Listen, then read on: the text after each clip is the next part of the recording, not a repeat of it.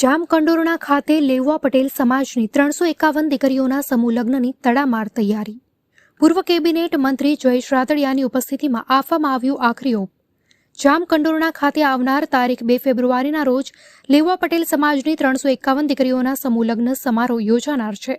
ત્યારે એની તૈયારીના ભાગરૂપે તડામાર તૈયારી જામકંડોરણાના ધારાસભ્ય જયેશ રાદડિયાની ઉપસ્થિતિમાં થઈ રહી છે. જામકંડોરણાના ધારાસભ્ય જયેશ રાદડિયા દ્વારા સમૂહ લગ્ન સમારોહની તડામાર તૈયારીઓનું ગુજરાત રાજ્યના પૂર્વ કેબિનેટ મંત્રી અને જામકંડોરણાના ધારાસભ્ય જયેશ રાદડિયાના માર્ગદર્શન હેઠળ તૈયારીઓને આખરી ઓપ આપવામાં આવી રહ્યો છે. આજે જયેશ રાદડિયા સમારોહ સ્થળનું નિરીક્ષણ કર્યું હતું.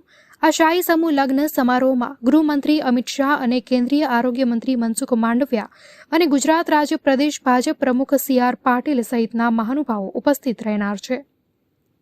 અહેવાલ વિપુલ ધામેચા, ધોરાજી.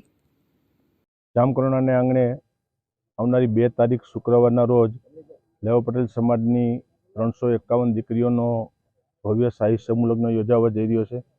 આ શાહી સમૂહ લગ્નની અંદર અત્યારથી તૈયારીઓને આખરી ઓપ આપી દેવામાં આવ્યો છે.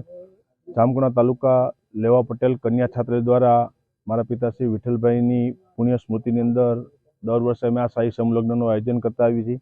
મને આનંદ છે કે જામકંડોરણા જેવો નાનો એવો અમારો તાલુકો, જામકંડોરણા નાનું એવું ગામ, અને વર્ષોથી આ ભૂમિ ઉપર અનેક સમાજના અને રાજકીય કાર્યક્રમો રંગેચંગે આ ધરતી ઉપરથી અમે પૂર્ણ કર્યા છે.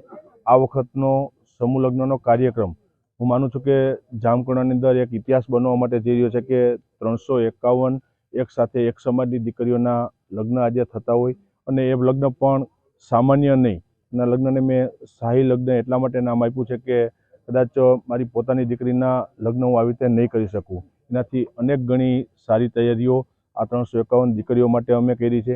મેં કીધું એમ કે મને આનંદ છે કે મારા જામકંડોરણા છાત્રાલયના સર્વે ટ્રસ્ટીશ્રીઓ, જામકંડોરણા તાલુકાના અમારા આગેવાનો, અને જેના ઉપર હંમેશા હું ગૌરવ લઉં છું એવા જામકંડોરણા તાલુકાના મારા સ્વયંસેવકો, કે જે 5000થી વધુ સ્વયંસેવકો એક જ તાલુકાના આ સમૂહ લગ્નની અંદર પોતાનું યોગદાન આપવા માટે આવવાના છે.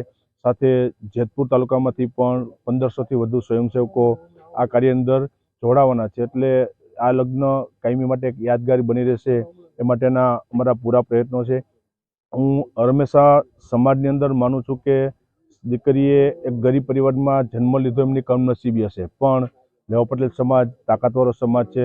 લેઉવા પટેલ સમાજ ગરીબ નથી, અને દીકરીઓ માટે જ્યારે મેં એક રાજકીય માણસ તરીકે દાતાઓ પાસે માગ્યું છે, એનાથી વિશેષ સાથ અને સહકાર યોગદાન દાતાશ્રીઓ મને આપ્યું છે. ને આ કાર્યક્રમ વ્યવસ્થિત રીતે અને એક ઇતિહાસ બનીને પૂર્ણ થાય એ દિશામાં અત્યારે તૈયારીઓ ચાલી રહી છે.